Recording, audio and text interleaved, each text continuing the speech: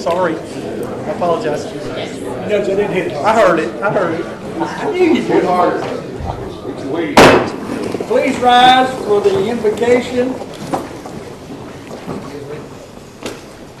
Let us pray. Thank you.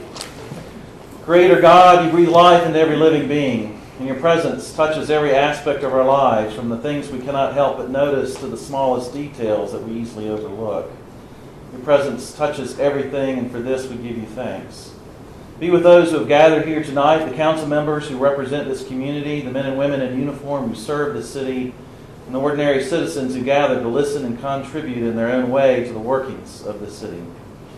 Be with each person in their speaking, and be with each person in their listening, so that your presence in our hearing and listening may give courage to act for the well-being of all people of Hickory, regardless of the color of our skin, or of our economic or educational background, or of our religious beliefs. These things we lift up to you. Amen.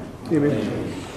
I pledge allegiance to the flag of the United States of America and to the republic for which it stands, one nation, under God, indivisible, with liberty and justice for all.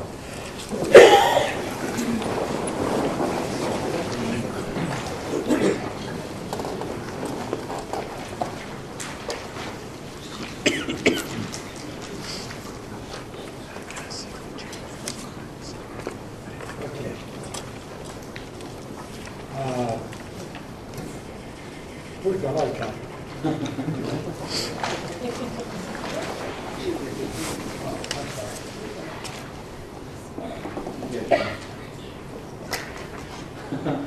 I apologize, folks. I'm sorry. Okay, we've got a couple special presentations.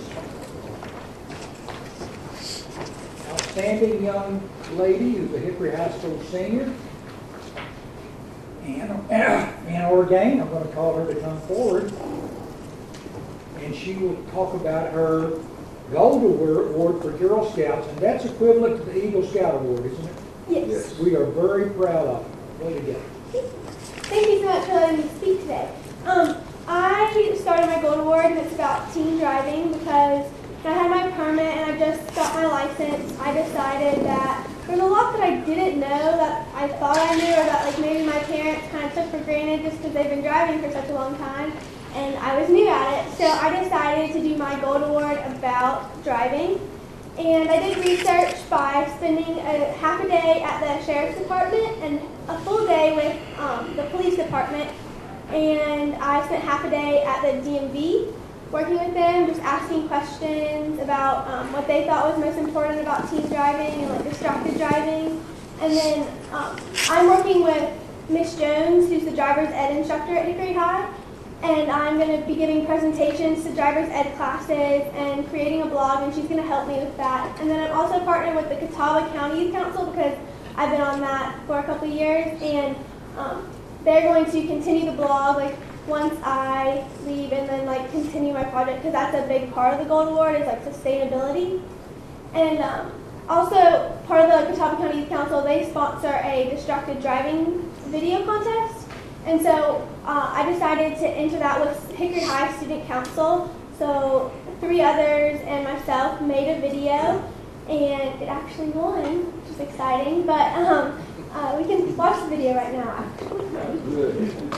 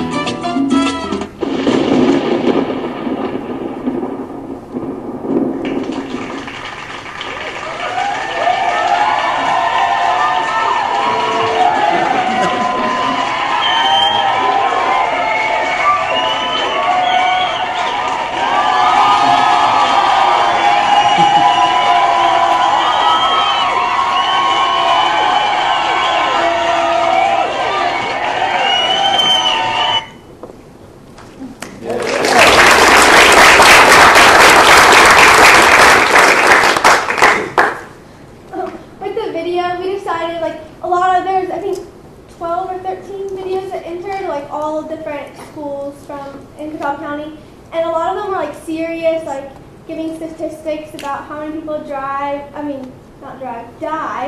a year from driving and had like crashes and things like that. But we decided to do something different because we wanted people to like remember it, and we thought being like taking like the humorous side would be a way for people to remember it more than just like, don't do it, you're gonna die, kind of thing. But so that's part of the Gold Award as well. And for my Gold Award, I made these like flyer handouts, and it has like the most important things on it that I think drivers should know, especially new drivers. Everybody should know, but like especially new drivers, just because a lot of the time you don't think about it, and it's not necessarily like told to you. And there's also these stickers that you can put in your car, just so it's a reminder for people. Like it says, buckle up, no excuses, no texting while driving, and no drinking and driving, because I think those are like 3 really big parts of distracted driving and just like important things in driving in general, because that's, yeah. But I am like close to finishing my Gold Award, but I'm still going to be creating the blog and updating the blog and still giving presentations to the driver's ed classes at Hickory High. I just really wanted to get the word out just because I felt like it was something important and in my life that I didn't know, so I thought it would be great to like warn others and let others know about it so they don't go through the same thing. That's about it. Good. Where are you going to be going to school next year? Well, I'm a senior, but I'm not sure yet. I'm in the college process now, applying, but I'm not sure. Ms. Orgain, you're a tribute to this area, and I appreciate your comments. In fact, it's so apropos. Today, I took my granddaughter to drive her first time with Mrs. Jones, and Miss Jones and she's a card. She's a great individual. So it's nice that you're doing that, really. Thank you. Have you uploaded that video to YouTube? Yes, they're all on YouTube on the. How would I send a link to my team driver? If you go to the Facebook page, there's a page for the distracted driving video contest. Just type in Hickory County distracted driving video contest, and they have the link on there. But I'm pretty sure they also have the video on there on the Facebook as well. Thank you. Thank you. And I'll leave these on the table over here for people. And tell Will and the other 2 people that they did a great job. We're proud of them. And if I get a chance sometime, I'll be glad to give you all one of the little keys to the city. It's an appropriate time to do that. Yeah, thank you. Okay, first the minutes of August 7th. I'd like to ask for. What have I left out? Oh my word! We can't have official meetings. We'll go ahead and take care of this. Okay. We're going to ask newly appointed Debbie Miller to come forward to the podium, and Ms. Fox, who is a what's your title? What's your notary public? Thank you. You're going to present the oath to her. You would repeat after me. I, Debbie D. Miller, I, Debbie D. Miller, do solemnly swear do solemnly swear that I will support, uphold, and defend the Constitution uphold, and defend the Constitution and the laws of the United States of America, and laws of the United States of America, that I will support, support, uphold, and defend the laws of the Constitution and the state of North Carolina, the Constitution and laws of the state of North Carolina, not inconsistent therewith, and that I will observe and obey the laws and ordinances of the city of Hickory, North Carolina, and that I will faithfully perform and discharge the duties incumbent upon me as the city clerk of the city of Hickory, North Carolina, fairly and honestly, and to the best of my skill and ability, so help me God. So help me God.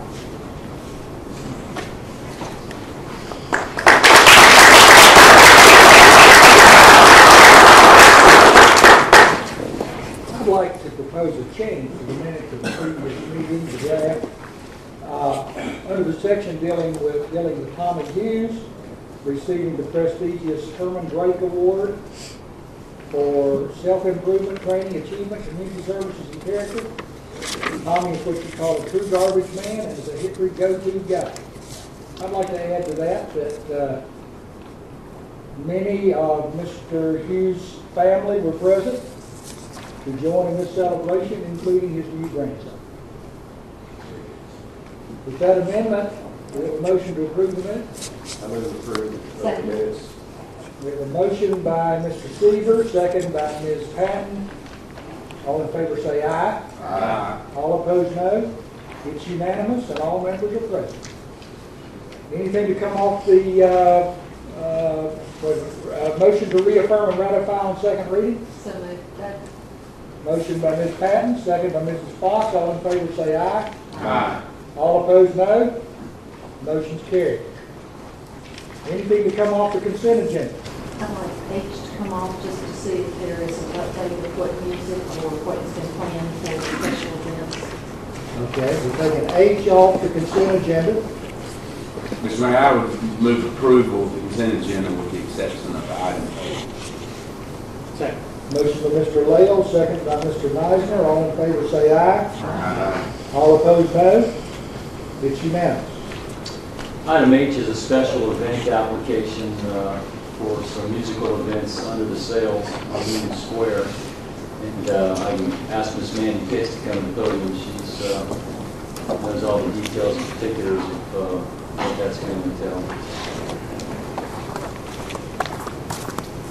Good evening, Mayor, City Council, Mr. Barry, Mr. Crane. Actually, just got this news about an hour and a half ago, working on different types of music for downtown. And the first one, they'll be on Friday night. After our success a couple weeks ago, people really wanted to bring some different music acts out there, smaller, more, and just a wide variety. So the first night on September 7th, we do have a group called Mandolin Orange, and they're out of Chapel Hill. It's a classically trained violinist and a vocalist as well. And it's more folky is what he's calling it. And actually, Bob Sinclair, many of you know him. He has a Barrett Mountain Music Company as well, and he's organized a lot of musical events in the Art Circle. On September 14th, there's actually a band from Louisiana called Blue Mother Tupelo. So it's a more plays guitar and a lot of energy. It's bluesy. It's a lot of blues music. The 21st, not sure about that yet because it is a busy time. We just asked him to put this together last week. I did when I met with him. So far, so good. And actually, on the 28th, I have heard this band at Merle Fest. It's Honey Cutters, and it's they played about 3 or 4 times at Merle Fest, and they've gotten to be really popular as well. And they have strong. They're more country, and they have a really strong, actually, following. So hopefully that'll continue to bring people downtown, and people will enjoy our new sales on the square. Any other questions? Sounds exciting. Thank you, Ms. Pitts. Motion to approve. So moved. Second. A motion by Ms. Patton, second by Mrs. Fox. All in favor, please say aye. Aye. All opposed, no. Motion's carried. First informational item. Mr. Barry? Yeah, informational item is simply for City Council to discuss and to announce to the community the idea of holding your regular City Council meeting of September 4th at the Salt Block Auditorium in its regular scheduled time at 7 o'clock. And then after that meeting, conducting, as has been talked about in past City Council meetings, the town hall discussion related to the September 18th ballot referendum, where citizens will have an opportunity to voice their opinion to fellow citizens on that issue. And that was also discussed last night, a forum that was held with Mr. Michael Kroll of the UNC School of Government and Ellis Hankins of North Carolina Municipalities. We just wanted to put this on the agenda as informational item. The council does not have to take action. It's a regular meeting date. We will have to post the location and obviously make that available and aware to the public and anticipate that the media will pick up on that. The Salt Block Auditorium seats 400, which is substantially more than can be accommodated in the council chambers. And so that is what I'm bringing to you involved this evening for any discussion or consideration of how you'd like to do that. Well, do we need to take a vote or just No, you don't. discuss anything I you'd just like wanted to to make see? sure that everybody was comfortable with it, and then there's kind of an opportunity to announce it to the public that Have we advertised for any public hearings on that day? no, we're not. Okay, so there will be no public hearings. No. And I anticipate it'll be a relatively light agenda, so you might have a 30 or 40-minute meeting and then be able to adjourn that meeting and then have the discussion, town hall discussion. And Mayor, you could talk about the moderator, and I know you talked about that last night. The publisher of the Hickory Daily Record, Eric Millsaps, has agreed to be the moderator. I've gotten great input from council members on this format, and I'm not saying format, I mean, it's kind of a mutual thing, but the council and the city manager and staff and Salt Block, we're all doing it. But we think that we will approach this as a chance where instead of the people who want to speak for and against coming to the podium and addressing as if our 7 votes are more important than anyone else's, which they aren't, instead of addressing us that way, that we'll have the podiums, microphones set up so that they'll be talking out to the audience. And we council members will join them and join everyone else in the audience for those comments. And I think that might be, it might reinforce what it really is about. It's about convincing the citizens that either a yes or no is the best way to go.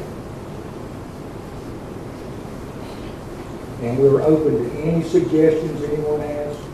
And incidentally, that's not set in stone. That could change. I mean, that's just, at this point, that's kind of where it has evolved to. And we are very receptive to any suggestions you all have.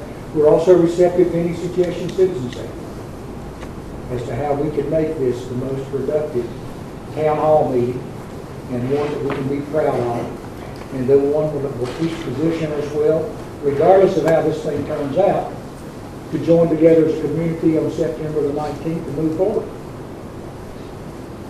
So please, if you have if you have a suggestion, if you have a attaboy, or if you have a criticism, feel free to share it with us prior to that meeting. I'd like to suggest, Mayor, that we consider a certain time frame. We sort of got a sense when we began that we anticipate the time frame. We don't have to run to it necessarily, but we ought to at least set a target down for ending the debate. I think for the just out of consideration for everybody there, and so I don't know what's appropriate. It's 2 hours or 3 hours. So, what would you do if you set a time frame and there's still people who want to speak? see, that's the difficulty, I suppose. We ask, they don't, they got a new point, that's fine, we want to hear all the points, but it's just to stand up and say, I agree with A, B, C, D, and E. I just think I'm like, great, if people want to come and they've got children that do. Or if you don't have anything more to say, just stand up and say, I plan to vote yes. And so I plan to vote no. is there a time limit on the speakers? Where we are right now is 2 minutes. Well, I was just curious if will that be enforced? Well, it Because will be time, but it'll be up there at Millsaps. Someone will be there telling him the time, but it will be up to him as the moderator. We are not going to tell him how to run his meeting, so to speak. People will be able to bank their minutes and all that. Well, I will tell you that a couple of us, in fairness to Eric, because he wanted us to do this, a couple of us and Mr. Burry will meet with him and talk about some things that have worked and haven't worked at our meetings. But it's going to be, we want this to be a town hall type meeting and not something that we have orchestrated. Yet I believe that the people respond and be professional and stay in accordance with suggestions of the court. I'm not going to say rules, but suggestions. I think it's a good idea. Actually, we had one in Viewmont School a long time ago. So it's not done without precedent. And the thing about that, I was just thinking about the end, it's not as if there, it doesn't necessarily have to end at a time specific. If somebody's got to go, they can just leave. It'd be nice to have some sort of framework maybe, perhaps, but certainly if the people attending want to leave before the speakers are up, that'd be their prerogative. Well, having engaged in a discussion of the subject today that was thoroughly, the subject was beaten to death in 20 minutes. Yeah. I would think that we should be able to do this in 2 hours. And of course I had made the mistake once of saying, instead of stepping forward, let's do a show of hands. I don't want to do that again. That was not a good news. It was a mistake on my part. It won't happen again. But if people would just step forward and say, I'm going to vote yes, or I'm going to vote no, and not have to ramble on about something that's already been said 100 times, hopefully this thing will move very quickly and everybody will get their say. And the people who get to speak first will be the first ones to offer their copy, their section. And they'll rightfully use the most time.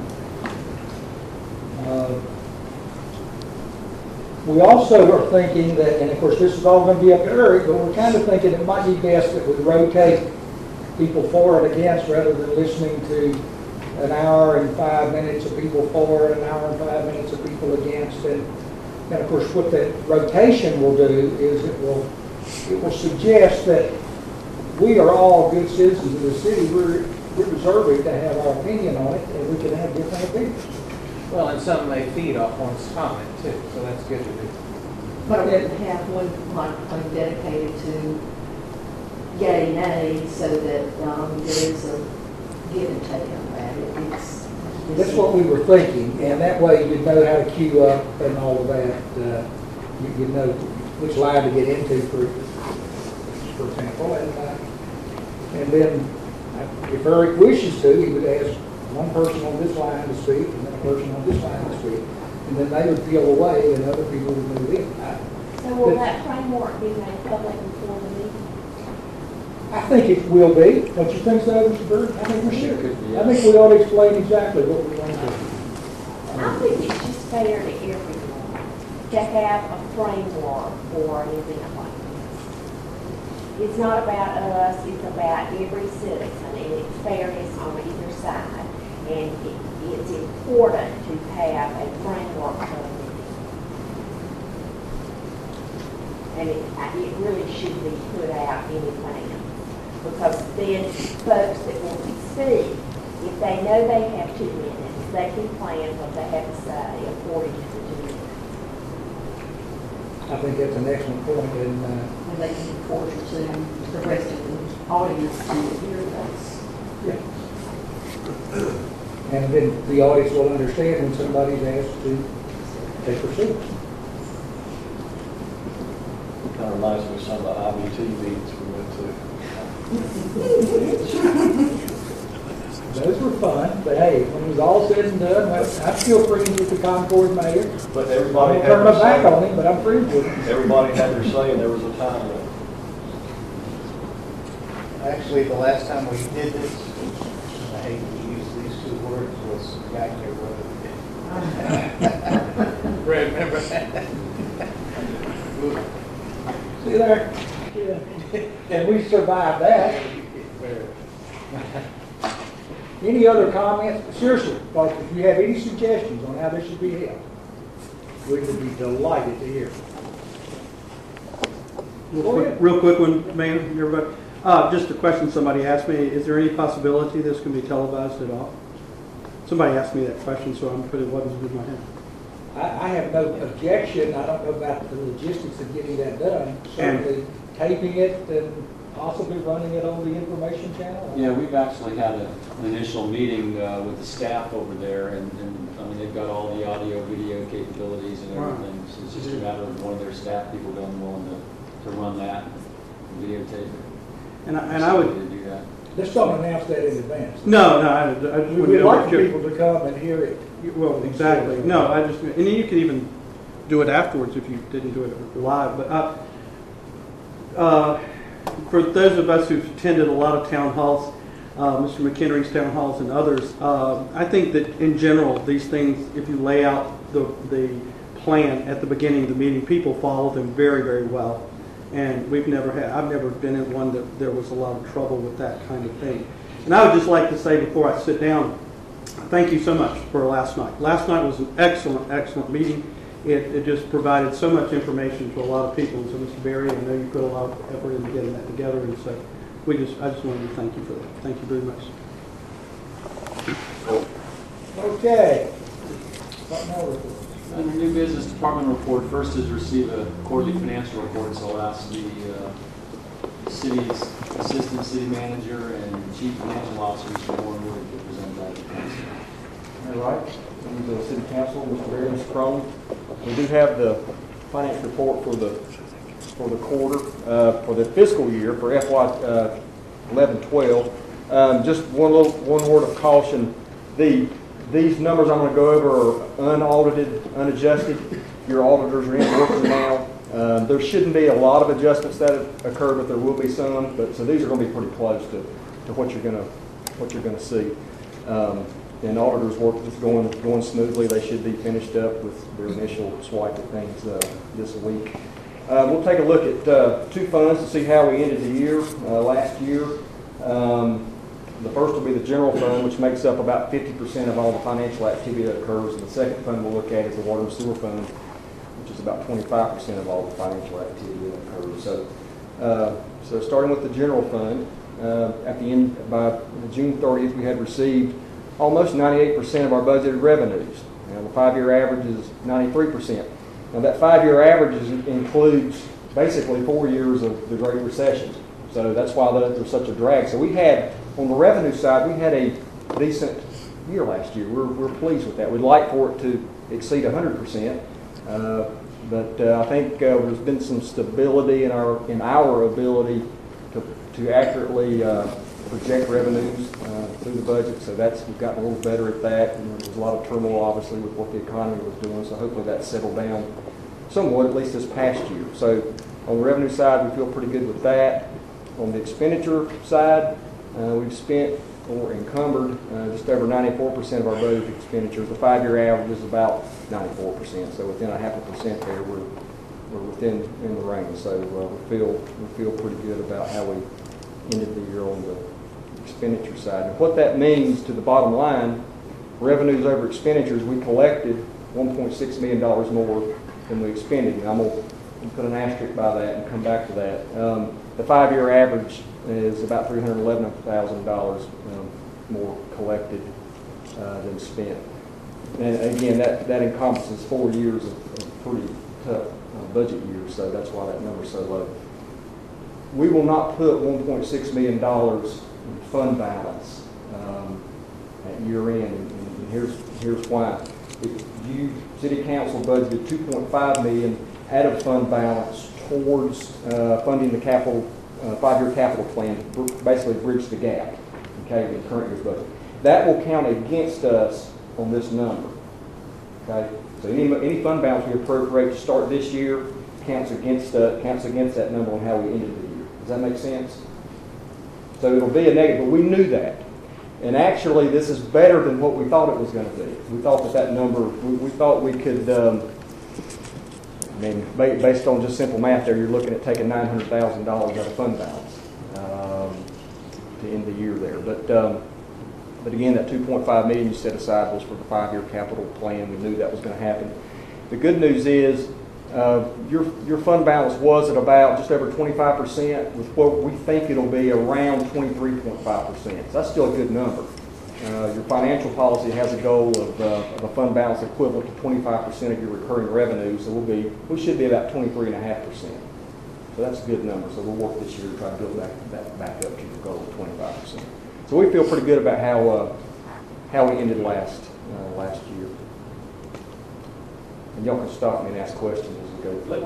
Let me, you might cover this later, but on the revenue side, does that increase in over the 5-year average? Would that be reflective of some extra sales tax collections? I know normally you'll budget upon the previous year's collections now. Because ad valorem is not going to change a whole lot. No, we're going to talk about property tax. But yeah, that reflects of somewhat of an increase in sales tax. Okay. That 97%. Which would then indicate to me, at least at some level, a little bit of resurgence of the Right. Yes. Yeah. So that's a good point. We're gonna dig into property tax. The opposite's occurring there, but sales tax we did see, and we anticipate things hold up a little bit of growth this year, and we are conservative on budgeting that. So, on the water and sewer fund, 100% of the year complete. This is where we would like to see the general fund. They had received 103% of their budgeted revenues. The 5-year average is 93%. So again, that's 5 years or 4 years of turbulent economic times, but we feel good about 103%. I don't know. We don't know if that's sustainable. I hope it is. We did see an increase in water sales this year, so hopefully that will continue. Again, and I've said this consistently, the water and sewer fund has held up okay during these times. So on the expenditure side, we spent 98% of our budget expenditures. The 5-year average is 91%. That's actually a pretty significant difference. They have seen significant increases in power costs, chemical costs, material, obviously fuel. They're very intensive on that, on those types of purchases, and that's driving some of those. They also had some capital projects they did this year. But on the whole, revenues over expenditures, they will take in $1.4 million more than they expended. Now that's on a $20 million budget, so I guess that's about 7% or so. And the 5-year average is about $900,000. Any money they set aside generally will ultimately be used for capital. They're very capital intensive, line replacements, line refurbishments, plant maintenance, that sort of thing. So that money basically eventually gets rolled back into the overall utility system. So we feel pretty good. General fund, water and sewer fund, how we ended the year. Hopefully we've continued to kind of hold the line on the expenditure side. Obviously the hiring freeze at any one time, there's probably 35 positions that are vacant. And we're going through the retirement incentives program, we're refinancing debt, we're doing all the things we can to try to squeeze all the savings we can out of the budget. So that is continuing, but we feel pretty good about how we ended the year. I want to focus on, again, y'all stop me if you have questions. Let's talk about property tax revenue. Going back to 02-03, which was basically coming out of the last recession, generally there's a lag, and you can see how our revenues dropped off, and then we all know the building boom that occurred, I'd say between 06, 07, or 05, 06, 07. You can see that reflected here. Then it kind of levels off, and we've seen a gradual decline in property tax revenue the last 2 years. It basically plateaued right here. Then there's been just this incremental decline. We're concerned about that, and we've talked about that. Property tax revenue makes up 50% of the general fund's revenue, and that's a major, obviously, source of revenue for us. If you compare this number 10 years ago to this number today, it's $586,000. We've increased $586,000. Okay, you think, well, that might not be bad over 10 years. Well, that's not good. Our power expense and our fuel expenses have increased by $700,000. So what the increase that we have seen in property tax revenue doesn't even cover what power and fuel have gone up by. So that's why that's so concerning. That doesn't even count all the other expenditures that you'll see that increase. So, and here's another way of looking at this same slide. If you look at it, percentage change year over year, this is interesting. This is a revaluation year. This is the impact of a revaluation year. and this is a revaluation year. So they call it a reval, and this is also one of the reasons this one is such a decent time. This is when the impact of Corning taking a lot of their equipment off the books and ratcheting back took effect. And that was also a revaluation which had a negative effect. So, and then this catches reval during times that were good in the real estate market. And then actually this reval was not as bad as maybe what this one was. So this is where we've started to see this little, you can see, I mean, it's plain as day, you can see a little bit of tapering down just incrementally the last few years. So that's a concern, and it's something that we're keeping an eye on. And we have talked about building permitting. So let's take a look at how building permitting plays into what's happening here. Are those percentages from the budget for that year? No, these are actual percent changes year over year, not budget. These are actual revenue. These are comparisons based on actual revenues received for property tax and the percent change from year over year. Well, just before we get to the building permit, let's talk about some of the factors that just naturally occur that have a drag on your property tax base even during good times. Well, this one doesn't happen during good times, but 2 of our 3 revaluations that we've had, 2 of the last 3 have had a negative impact, which have reflected economic conditions of the time. So that has had a negative impact on our property tax growth. As the value of your base drops, obviously if you don't raise the rate, the revenue decreases, and that has happened. We've also seen an incremental decline in the collection rate. 4 years ago, the collection rate was 96.6%. The most recent year was 95.9%. So that doesn't sound like a big drop, but it is, because every 0.1% that our collection rate drops, we lose $23,000 in current year collections on property tax. So every 0.1% is a pretty significant hit. So that 95.9. Cobb County does a great job collecting property tax rates, and they will continue to go after folks that didn't pay for 10 years.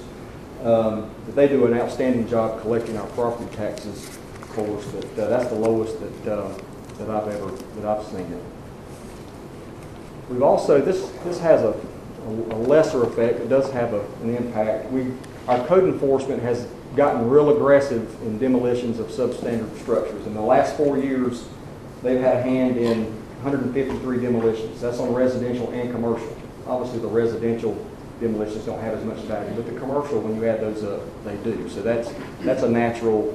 Obviously, as you demolish buildings that have some value, you're taking those off the Do you have a total of what those demolitions would total? I asked them today. I got the 153, but they keep that. He said he could add that up to me. Because I know there's such a big difference because there's certain things on the books at whether it's banks or whatever, people don't want to give that up, otherwise they're net worth. And they're going to come in September and do a presentation on their code enforcement activities. So you're going to get they do an outstanding job at code enforcement. Annual depreciation of business equipment. The North Carolina Machinery Act allows businesses to depreciate for property tax purposes their business equipment every year. And that happens every year, good times or bad. So that's a natural drag that you will see on your property tax base. So those we have an inordinate amount of depreciation. People holding on to equipment and machinery and not changing. I asked Mark Logan that, and they don't track that specifically, but he felt like that was the case. Yeah. The folks are putting more money into maintaining, whereas previously they may have replaced. So yeah, we are seeing. He felt like we were seeing some of that. Where you would generally make this up and overcome these natural factors is your building permitting activity, and particularly the new construction. And unfortunately, we've been at levels that have been, for the last couple of years that we saw on the slide, that have been able to overcome this kind of natural lowering of values in your tax base. So let's look at the building permitting numbers. Okay, I want to start out by saying this is the last, I guess that's 8 years. This $82 million, $30 million of that is the building permit that Catawba Valley Medical Center pulled for their, and I'll talk about that every time, it throws all my charts off. I'm glad they did it. But unfortunately, they can't, that's not taxable value, and it's somewhat of an anomaly. Now, if Fry would have done that, obviously it would have been taxable value, which, but anyway. So if you take the $30 million, look, this is very, very interesting. It's about, we've been at about $50 million the last 4 years. And it's just consistently. You take the $30 million off the 82, you're at about $50 million in the last 4 years. And I would say, based on what we've seen in the last 4 years, $50 million in permitting is our floor. Now that could change, but the last 4 years I can defend that. And you can see what was happening. Obviously, again, the real estate boom.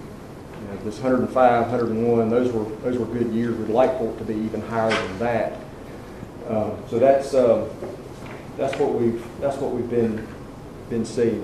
When you kind of overlay these permitted values over what happens to your tax base, I could say that if your building permitting values are $50 million or less, you're going to see a decline in your collection. When you get up to about $75 million in permitted values, that will generally translate into holding your tax base basically even. And then anything above $75 million, you'll see some growth. So when you overlay those numbers, now that's probably oversimplified, but when you overlay the numbers, it's pretty darn close, and it will depend on how many school renovations, which aren't taxable, churches, LR, those sorts of things, Catawba Valley Medical Center. It will depend on how much of that sort of permitting is going on. But basically, when you can get above $75 million, when you can get up in this range, you can start to see a little growth to overcome those drags in your tax base. And we haven't seen that. And so now we're starting to see this gradual incremental decline. So that's why we're concerned about that. Now let's skin that back just one more layer. Let's look at renovations, building permits for renovations versus new building permits. So we'll start with renovations. Again, if you take the $30 million off of this one, you're down here to $20 million. So the range for renovations the last 4 years is basically $20 to $30 million in value. And even back here, that's probably pretty close. Here was a decent year during the height of the building boom. But basically, historically, I could say that at least the last 8 years on average, you've been between 20 and 30 million in renovation values. So that's been fairly consistent. So going over to new building permits, new construction, this is where we have not done as well. This is what has been the biggest drag on our revenue growth, our property tax base growth. If you say that, okay, the average for renovation is 25 million in permits, to get to that 75 million mark, you need $50 million of new values permitted. Okay, that would get you to the 75 to hold your tax base harmless. So in essence, we would need to double what we did this past year. We'd need to go from 25 to 50 million. So we would need to double new building building permits for new construction in order to get to that 75 million number. Now I'm speaking in generalities here. I'm just giving you a kind of a feel for what we're starting to unpeel here. So that's what we're seeing with our property tax base. So that begs the question, well, what can we do to change that, to bend the curve the other way? And here are the tools that we have available to try to reverse this trend. Now, the number one tool we have is being in North Carolina is a good place to be. I saw a CNBC 50-state survey had the best places to do business. North Carolina was number 4. You had Texas, Utah, Virginia, North Carolina.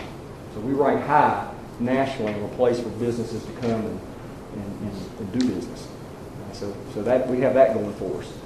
Economic development incentives. We've been offering those to companies since 1995. In the last 10 years, we've paid out $1 million in incentives. So we don't have a program that's more aggressive, but we're no less aggressive than most everybody else in the state, because that's guided by state statute. So that's in our toolbox. We've done a couple low to moderate housing developments. Hickory Hollow was the first one back in the 90s. We just did the one in Green Park. I don't know that we're going to do a whole lot of those until the building or the demand for residential construction picks up, but that's something we have done. The vacant building program, started that in 2008. You can get a grant up to $30,000 to renovate a vacant building.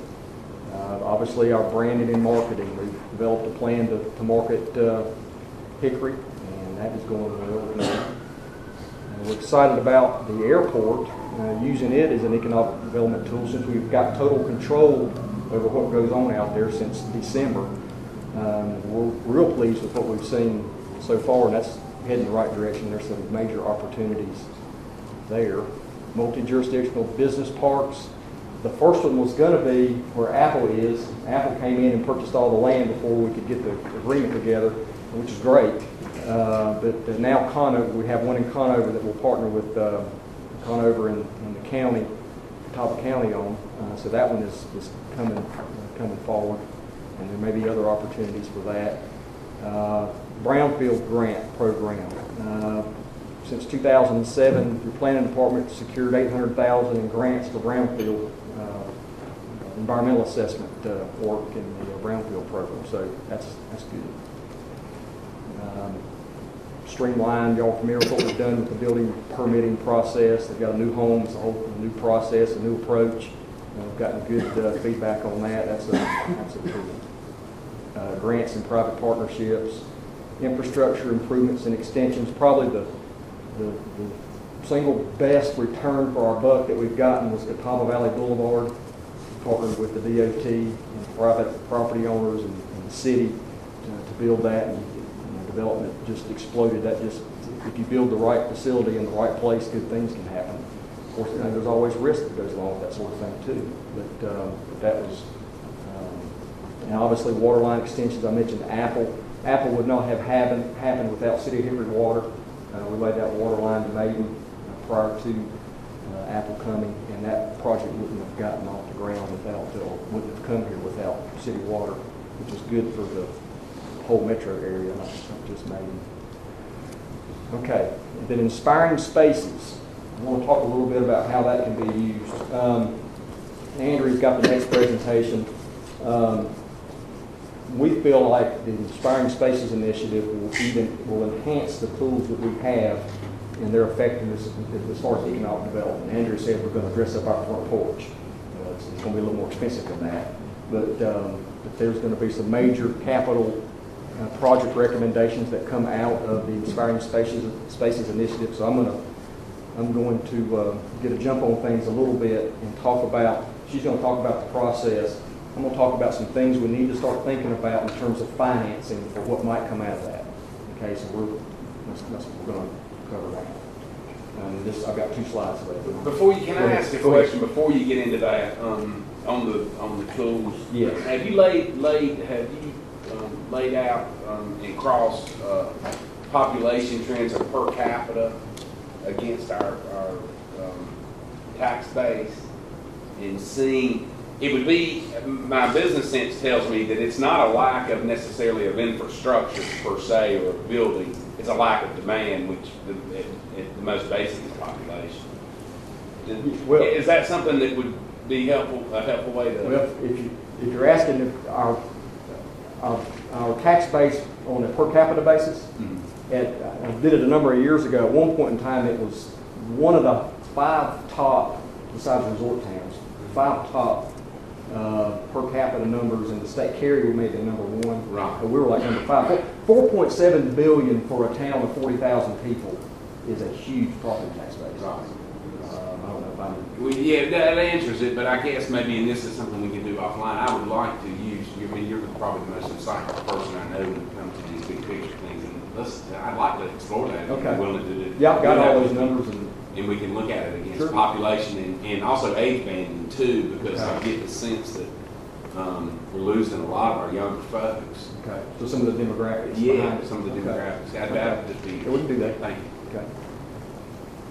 Okay. Options for funding the Inspiring Spaces capital projects. And again, I'm jumping the gun a little bit because Andrew's going to get up and talk a little bit about the process, but there are going to be some major recommendations we anticipate that come out of this process for greenways, streetscaping, additional recreational opportunities, just think of public spaces, and that's what could come out of it.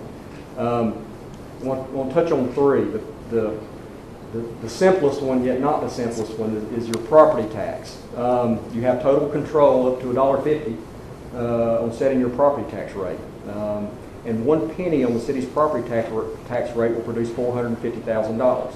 And if you chose to finance one of these projects, a portion of these projects with that, that would finance $5 million in your debt. That's over a 20-year period, about, I think it was 3.75%, something like that. So that just gives you an idea of what a penny does. Obviously, 2 pennies just doubles all that on a scale. Of course, we haven't had a property tax rate increase in 18 years, so that would be something new. The next two aren't as simple. Additional sales tax. Now, remember a few years ago, there was a countywide referendum where voters voted additional quarter-cent sales tax for Catawba County. Now, we don't share in that. If we had our own quarter-cent sales tax, and that would be probably subject to General Assembly approval and/or a local referendum, unless the General Assembly in the years coming gives us more options just locally and without having to go through all that. But let's just say one way or another we got approved a quarter-cent sales tax. And I'm about 90% sure on these numbers based on the research I've done, but that would produce about, and we didn't have to share that with anybody else, that would be $2 million in revenue, which would finance $22 million in new debt. You know, the good thing about that is being a regional shopping hub, you have more than just City of Hickory folks paying for that, so that's a plus.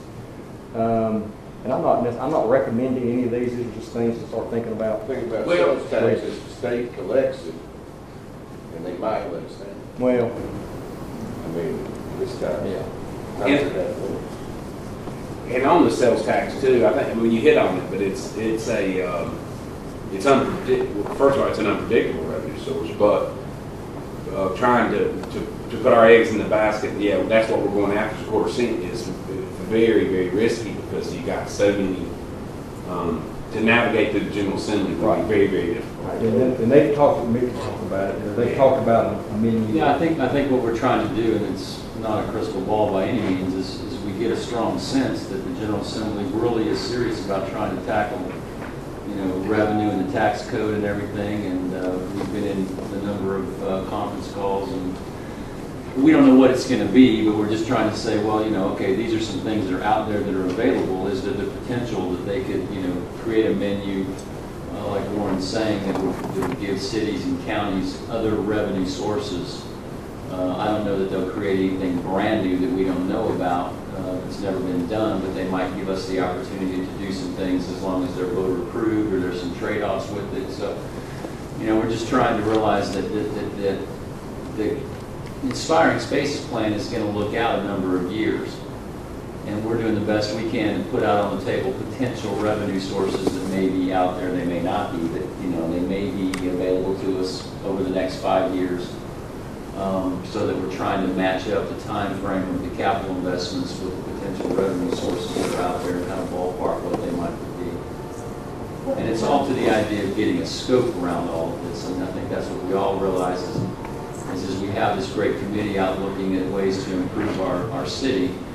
There's going to have to be a sense of a scope put to it, fairly early in that process. And I don't think you want to do it immediately, but I think as items start getting identified and projects start getting put on the table and some round numbers start getting put to those, there needs to be a sense of a city council comfortable with $2 million worth of projects, or 10, or 5, or where would it be?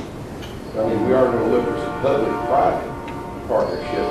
No question about it. And I think everyone's got more on in the slides in terms of that. Where can you find partnerships, sponsorships, maybe rights when you get into all the different opportunities there with public-private money.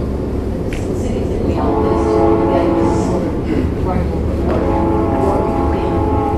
what agreement was like 20 years developing, and they're still developing, but it took a real long view to take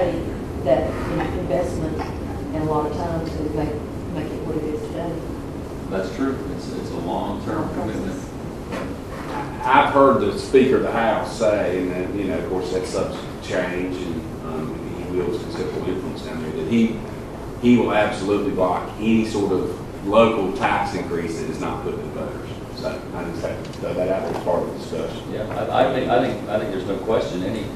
Anything on a revenue menu would be subject to the local referendum, but you actually had in Catawba County a successful quarter-cent sales tax vote. So I mean, it's doable. It's doable. Yeah, I mean, it's out there. It's real. Lastly, the prepared meals tax, again, General Assembly approval, probably tied to some sort of local referendum. If you had a 1%, based on figures I got from the Western Piedmont Council of Government, that would produce about probably a little more than $1 million in revenue, which would finance $11 million in new debt. So that just kind of gives you an idea. And it could be, you could possibly do some kind of combination of some of these, or just one, or what have you. So, okay, just some last slide. Miscellaneous considerations. We talked about the bond referendum potentially, something to think about. That's the best way to package this, or raise taxes to set the money aside versus just issuing the debt unilaterally. You could, you know, the Northeast plan. We set money aside for 5 years to pay for half of the expense of that. And that worked well. You know, that's a longer term endeavor, but that's one way of doing it. There will be opportunities to partner with the NCDOT, we feel, in some of the areas that will be targeted based on some of the plans that they have. You know, a good example, you know, where we worked with them was the Lenoir Boulevard project between Tate and the university there. You know, the decorative lighting, the sidewalks, the landscaping, that was all us. And that was where we enhanced that project. It looks so much better than what it would have. So there may be some other opportunities for those sorts of things as this progresses. Regardless, you know, if we do, you know, we're talking millions of dollars, what I've got up here, if we get into that level of capital project, we need to think about setting aside a recurring source of revenue to fund additional maintenance needs. We don't want to forget about that. As you put these landscaping projects in on the scope and scale that we're thinking about, that'll be, you know, some resources needed to maintain that properly. As Jill said, the construction implementation schedule will be multi-year. It's not something that's going to happen in a year or two. And keep in mind also, we do have existing needs. This is exciting. It'll be a great process, but street resurfacing, energy, fuel, I mean, I know you're probably tired of hearing about that, but there's some things that you know, that are in the budget now that I would say is that there are needs for additional funding. So with that,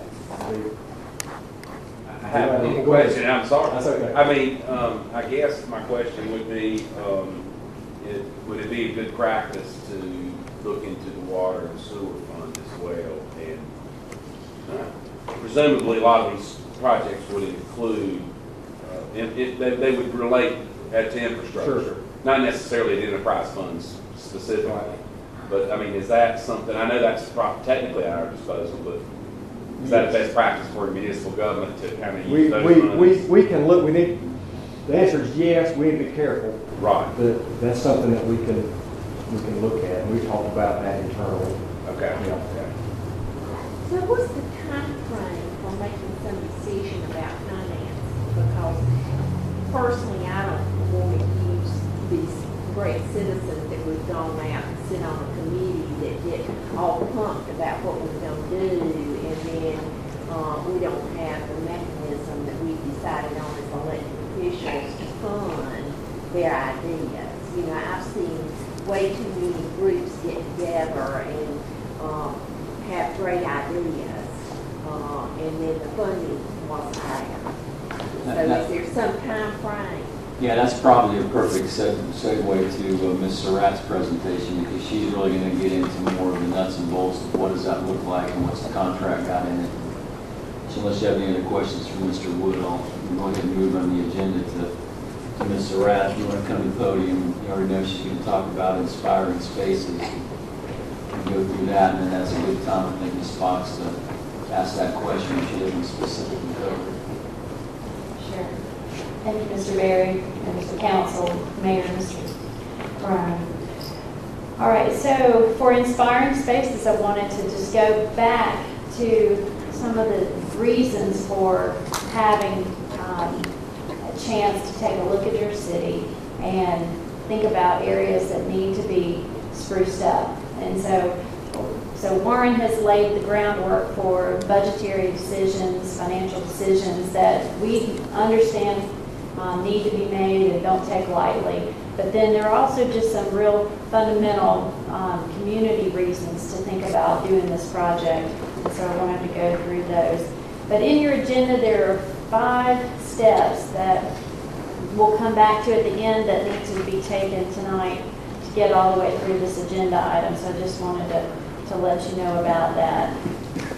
Basically, if you had to describe what this plan is, it's a capital improvements budget development process, and so it takes it a step further than just a planning process, but it prioritizes projects as well. So it's not just one project from one department versus another project from another department, maybe in one budget year. It takes a look at comprehensively at all of the things that we have going on in the city and making a list from there that includes real dollars tied to it. But as was mentioned about Greenville, I just wanted to go back to what sort of brought this idea for this project into fruition, and that is a discussion that we had with Philip Hughes, who's a real estate developer in Greenville, who was there in the late 80s when Greenville looked like it does in that picture. That's the Reedy River. There's no Falls River Park. There's just, it just had some rough edges around it. And so he basically says that the city has the structure, and cities get that early on, but yet credit must be given to programming, and cities have a responsibility beyond the fundamentals of just health, safety, welfare. It really needs to be something that you involve the community and ask, well, what do you want? What would dress this up? What would take us into the next generation's amenities, and how do you plan for that responsibly? And so really we've already covered this. It's the planning process is citywide, not downtown, citywide, every major corridor. I want to make that emphasis because we have spent some time in downtown lately, but it is an important project that works on improving the appearance and the functionality of our streets and our public spaces that you see as you drive, as you might visit if they're in park areas, and as you go for walks and things like that. So here's just a list of what you might see. You might see in this plan a redesign of some of the intersections, making sure it's safer for pedestrians to cross and more pleasing. You might see greenway opportunities that we have on our master plans and maybe some that aren't there yet. Additional sidewalks and bikeways and landscaping and street trees where it's not been planned in the past. We've already got a plan for wayfinding ready to be implemented, so that's an obvious one that could go along with some other gateway signage and other landscaping at our gateways. And then we have a nice public art master plan, the art walk, and some of those amenities could be featured in this planning process, and maybe some other water features as well. And then finally, just additional street lighting, street furniture, or other similar initiatives. Those are the types of things, but that list is short. There could be others. What's the main important purpose of what gets decided to be on that list is so that it helps strategically trigger private investment, because some of those best decisions that we've made in the past help foster that private investment at the same time, and that's what you want to see. All right, so we'll go through just why again, and it goes back a lot of to what Mr. Wood covered. If we have a tax base that is stable and just maybe a little bit shrinking, just because it's been years and we've gone through a difficult economic time, some investment by the public entity then helps these areas solidify and gives people an opportunity to say, hey, that building is worth saving, or that building needs to be demolished, so let's do something here. I see good traffic counts, the city is invested in a roadway or landscaping, let's make those extra little steps to allow that private investment to happen. And then it also, we are in a competition across the state, across the nation for just good quality of life, recruiting jobs and people, keeping those here that have grown up here and giving them an opportunity. So all of this is still about protecting our quality of life. It's about attracting businesses and jobs, and it's also really about bringing those people here that create those jobs as well. And then to spur private investment in old buildings, I think the key thing, Hickory has great opportunities in this category. Some cities just have torn down so many of those. We have got some great ones. But yet we have reinvestment in buildings that are not as old, but that have really turned into nice features for the existing areas of commercial development. And so you have Highway 70 that's just been reinvested in over the last few years. You have some landscaping that we have done to provide some support to that, and then developers and business owners have said, hey, that area is worth dressing up. And then SureTape decided they could make a real statement with their new building and use what was there. It's nice to know. This project is also about just giving some enhancements, some amenities to the community for exercise, for play, for gathering. And it's, again, just about sprucing up what we do have so that our next generation will choose Hickory as a place that they can call home. So one of the website resources that is often used when you're talking about public spaces is called Project for Public Spaces. And this information that came from that website really sums it up, that cities need great places, that cities grew out of commerce, cities want places that are attractive to employees. You can read that further, where productivity and creativity increase, where you have professional networks that foster collaboration and innovation. And so this is a tool, the Inspiring Spaces Project is a tool just like the Business Development Committee is a tool, and just like the projects that Mr. Wood listed are also important. There's a reason we need to do this. But let's talk about just what it is, specifically the project. You asked about the timeline. There are 4 key steps in this process. The first phase takes the plans that we have developed over the last 10 to 15 years and all the way up to the most recent plans, and pulls out from there the key recommendations that fall into this public space category. And then that committee, and we'll talk about that committee in just one second, then takes that and looks at that and says, I see some trends here. This area of town really could benefit. There are 2 or 3 things on that list. They also look at other communities and other states across the nation and say, these are ways that you have improved an area. You could try this in Hickory. We have a great example, X, Y, and Z. So they then take that information and gather more community input, share all that through stakeholder interviews and public meetings, and then began to write the plan and include conceptual schematic drawings and cross sections. But then the last step is really where you get the next piece for a plan that you want to actually take and implement specifically over a period of time, and that's the detailed budget estimates and the timetable. So the committee consists of 15 members, just covering a lot of different areas of expertise, a lot of private sector input, and they are ready to go. We have a tour scheduled on August 30th down to Rock Hill and to Greenville to look and see and to talk with people again about how they made those improvements in those areas. And then the contract itself then is in your agenda package. It is for $198,000 plus an additional $6,000 that we have identified that might be needed for additional minor expenses.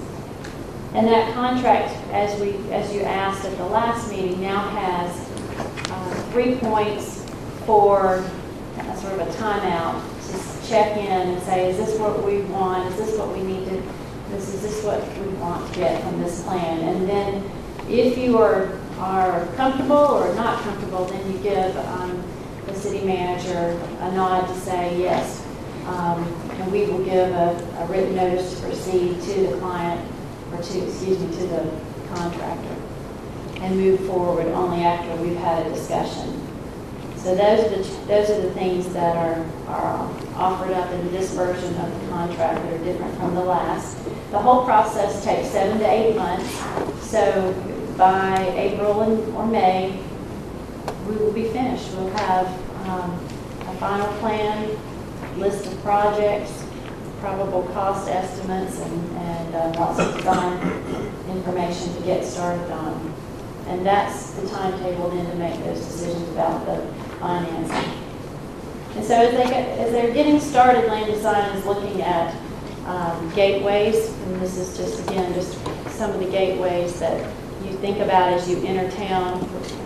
Clement Boulevard, you can see the interchanges on the interstate coming in through Tate Boulevard, down Springs Road, etc. They're going to be looking at corridors in particular, thinking about not only the major highway corridor of 321, because that's a DOT project that we can then partner with on some of these changes. We can also look at the smaller streets that are heavily used, like Old Lenore Road, the busy commercial area of Springs Road, but there's a lot of corridors there that will be studied for their benefit, see where improvements can be made. We have identified 4 steps in the plan. You'll get a set of recommendations that the committee develops that are provided, that citizens have provided input to. Then you'll get the detailed plans. Then you get the estimated probable cost for 4 projects out of that list. And then you get renderings for those that help sort of provide visual information, not only to just yourselves, but as you move forward with any projects. Okay, so we don't want to this is a lot of information, but we don't want to have Hickory have a situation where the pedestrians don't feel safe to cross the street. And no, we don't have a street that looks just like that. But the point is that this plan thinks about what it's like to traverse across the city. What do you see? How do you travel? Are you on a bike? Are you on foot? Are you in your car? And making sure that those travel paths and those ways are just as lovely and as convenient and as safe as they can be.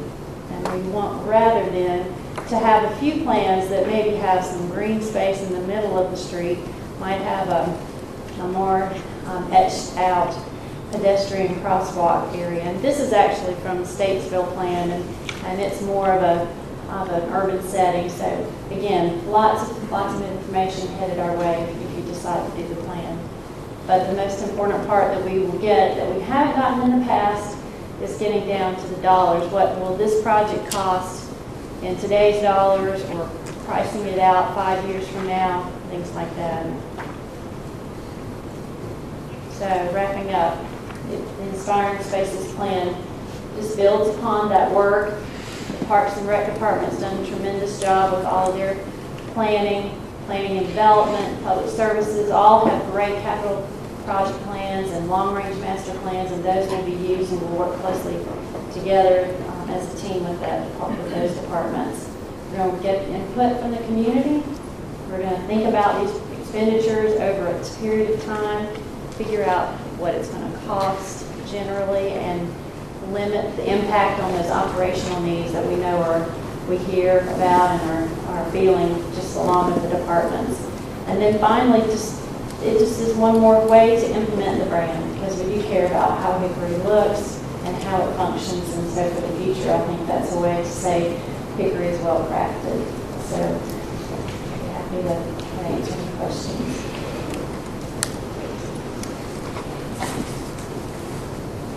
I guess that's still not coming down about what we're going to commit. We have a fantastic citizens group. It's going to go through travel and study and So what, I guess my question after many, many years is, I don't want this to be another grant study. I don't want to have more citizen input and then come up with great plans. But I'm going to go back to the Greenway plan, just as an example. We wanted greenways. All citizen charrettes talked about greenways and walkable communities, but we never funded it. And so I guess I just want to feel some commitment to getting a group of people together again to revisit what we should have done a long time ago, but we never really wanted to commit to the dollar amount. And that's just from being here for a long time.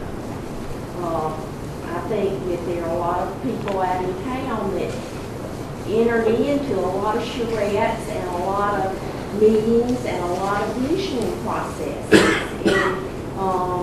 And, got discouraged because they didn't ever see much happen. Well, I think that's part of the logic behind the way we've broken the contract itself up. But there's no question at some point,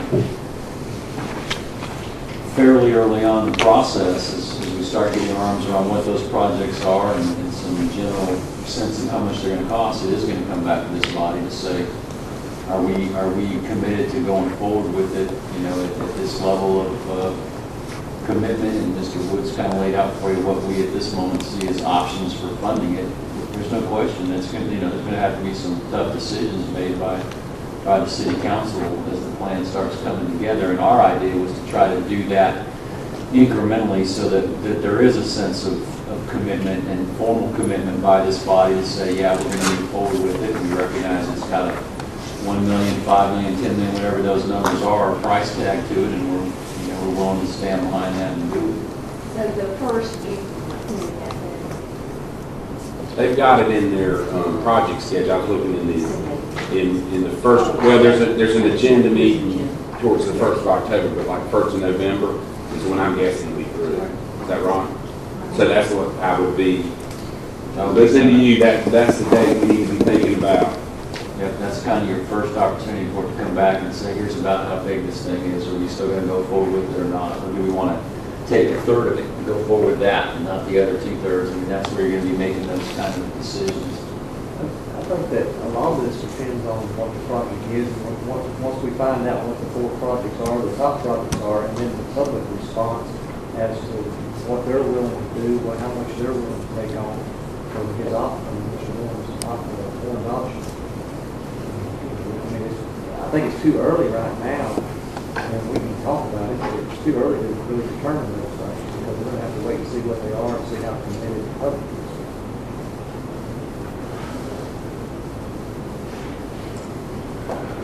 Well, I know in my discussions with people, I've talked about the fact that they're going to get a price to pay for this, but I think it's time for us to make the investment, and I've talked $10 or $15 million or more. Not to the point of saying that this is how we're going to fund it. But we're going to have to pay for it, and I've told people that. We don't have the money in the savings account. Well, when I've talked about different projects and things that we've seen, that's what people need is to move forward and get sort of past what we are now and move forward and have these amenities that would attract, as Brad says, young people leaving. If we have things that are of interest in living downtown or closer in and having entertainment for the young families and young people. It's not always just going to appeal to one group or another, but you have options. I think this is something we need to move forward with. Right. We're not talking about whether we're moving forward or not. well, I guess I was sort of looking for some kind of commitment. I don't number one. I think we've already done that. Yeah. I think we've done that. I thought we were past that. I think we have now, my expectation is that, that the list of recommended projects will be far more than what we can do immediately. Yeah. That's my understanding. And what we will do is from that, we will talk about bang for the buck. That's right. And what's going to make the biggest impact in the shortest amount of time that will feed into some of the other projects. Because I think once people, it's kind of like the sales. The people that I talk to have really liked the sales. And so, once they see it, then I think their response is going to be, as long as we can afford it, let's do more of it. So, we take on some debt perhaps, we pay some down, and we take on another project. But I think we do need, I'm not thinking tiny little baby steps. Okay? I don't know what number I'm thinking about, Mr. Thomas, but I'm not thinking baby steps. Well, I merely have this conversation because I've been a part of too many vision processes and groups and greenways, and I guess I just want to feel some excitement about this because I think this is the way we need to go. And I guess I just want to be reassured that we all have a sense of excitement that this is where we need to go. And when phase one comes in, we're willing to decide, yes, this is what we need to do, and we're going to spend X number of dollars to get this done in the community. That is the key, and this is very important. Well, we've told those committee members that we are committed. Okay, all We've right. already made the And we commitment. committed 204,000. We've essentially committed 204,000. No, Essentially. no, we haven't. It's the little money factor. Well, I'd like to say for the conversation that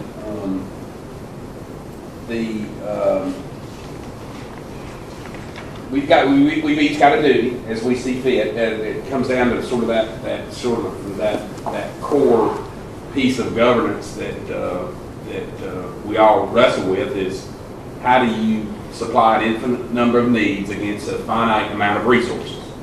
And so and so I'm committed to doing this, but I don't want anyone to misunderstand that I'm committing to some of the suggestions that Warren said or that or anything in particular. I'm committed to move forward to through this next phase and then have a good discussion about it. Including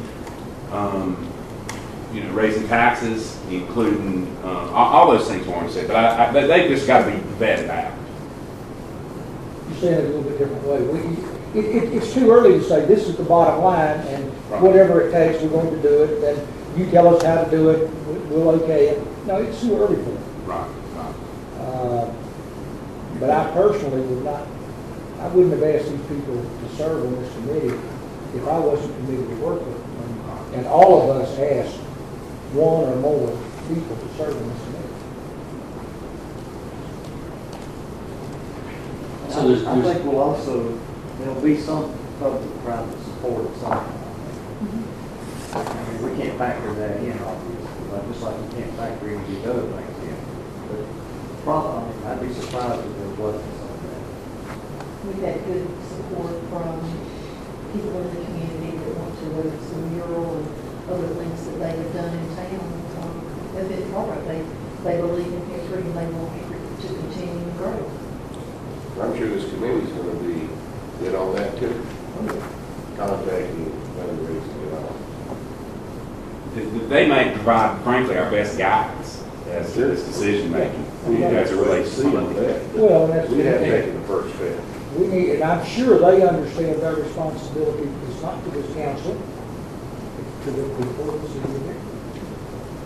And same with us.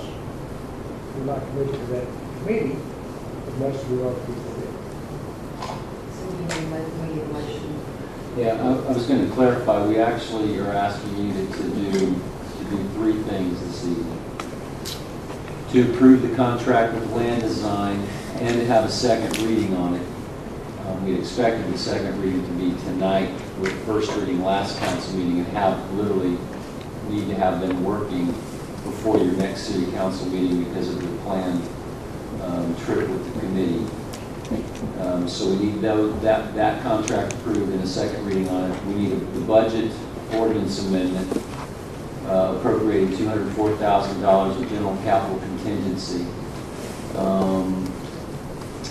And we need a second reading on the budget amendment as well.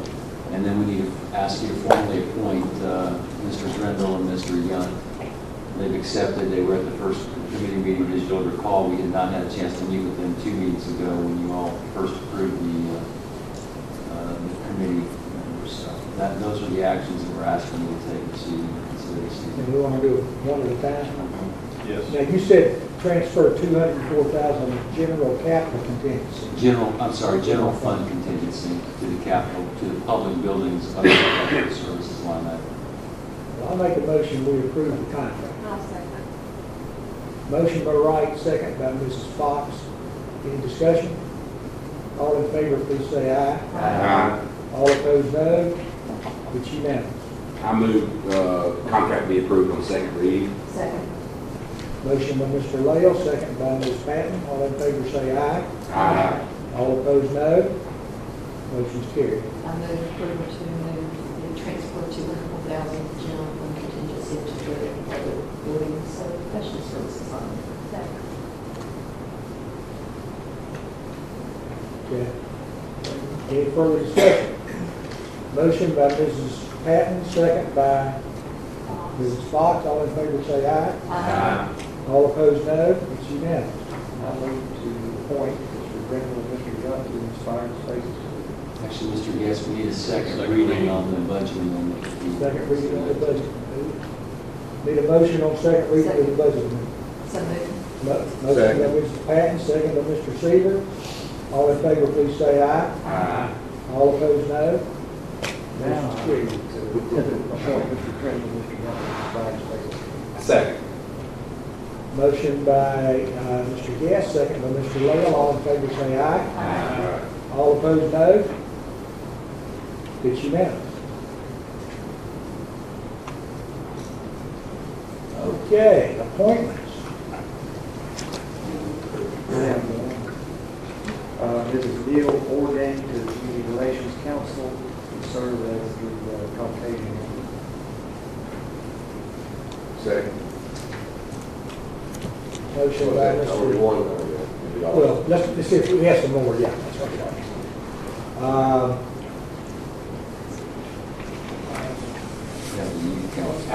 I'd move Taylor Kucare to youth council as suggested by Mr. Leonetti. Second. Okay, all in favor, please say aye. Aye. All opposed, no. That motion's carried. Petitions, requests, matters not on the agenda. General comments. Persons requesting to be heard. Mayor, if I may, I would like to be heard. Come forward, please.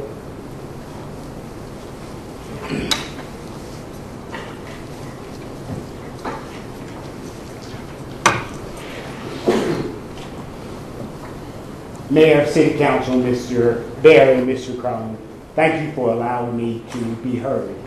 I just wanted to say to the council that I ditto what Mr. Moon said about the event last night at Highland Rec Center. I thought it was excellent. I would like to make one recommendation to council to be considered for the 4th of September.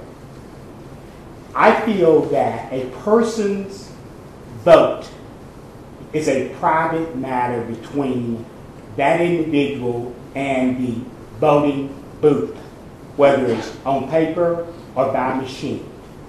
I think that we will know potentially how an individual is going to vote by the things that they may say or the things that they may recommend about pro or con.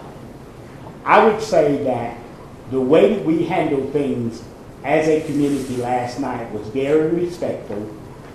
We knew when people spoke and from the questions that were asked of the moderators, probably how they intended to vote. I think that we need to respect that privacy of individuals and not put them in a position that might discourage what they have to say by asking them whether they're going to vote yes or no. I think by what they may wear or the comments that they may make will tell us all that we need to know, and I think that we need to respect that privacy of individuals. Thank you so much. Thank you, sir. It may be that the comment I made that people who want to express their opinion on this and who do not have something new to add might be encouraged to just recommend a yes or recommend a no vote, but in no way would I expect anyone, moderator or anyone else, to ask anyone how they're going to vote. So it's just that I thought it might be a possibility to limit the amount of time if someone would like to just say, I plan to vote yes, or I plan to vote no. But certainly, we are not going to violate anybody's right to secret ballot. Motion to go into closed session. We have a motion by Mr. Meisner, a second by Mr. Patch to go into closed session. Thank you all for being here. All in favor say aye. Aye. All opposed no.